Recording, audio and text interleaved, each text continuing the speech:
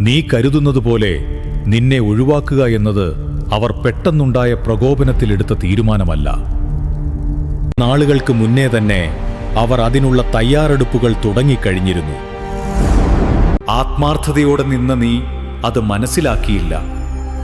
നിന്നെ വിഡ്ഢിയാക്കിക്കൊണ്ട് മറ്റു ചിലർക്കൊപ്പം അവർ ചേർന്നു തുടങ്ങിയ നാൾ മുതൽ അത് ബോധ്യപ്പെടുന്നതിനായി നിരവധി സൂചനകൾ ഞാൻ നിനക്ക് തന്നിരുന്നു. എന്നാൽ സ്നേഹത്തിന്റെ അന്ധത ബാധിച്ച നിനക്ക് അതൊന്നും തിരിച്ചറിയാൻ സാധിച്ചില്ല. നിനക്ക് തെളിവാകുന്ന രീതിയിൽ തന്നെ പല കാര്യങ്ങളും ഞാൻ എത്തിച്ചിരുന്നു. അപ്പോഴൊക്കെയും അവരുടെ വാക്കുകളെ വിശ്വസിക്കാനായിരുന്നു നീ താൽപ്പര്യപ്പെട്ടത്.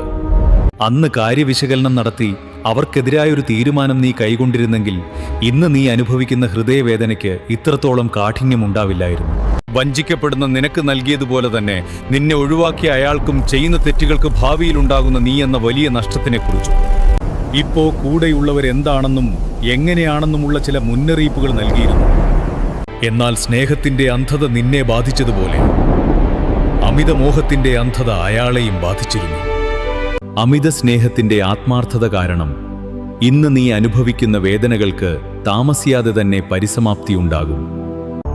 എന്നാൽ അത്യാഗ്രഹം കൊണ്ട് അറിഞ്ഞുകൊണ്ട് നിന്നെ നഷ്ടപ്പെടുത്തിയതിന്റെ വേദന താത്കാലികമായി ഇപ്പോൾ അനുഭവിക്കുന്ന സന്തോഷങ്ങൾക്ക് ശേഷം വരും കാലങ്ങളിൽ തീരാ ദുരിതങ്ങളായി അയാളിലേക്ക് തന്നെ എത്തിച്ചേരും.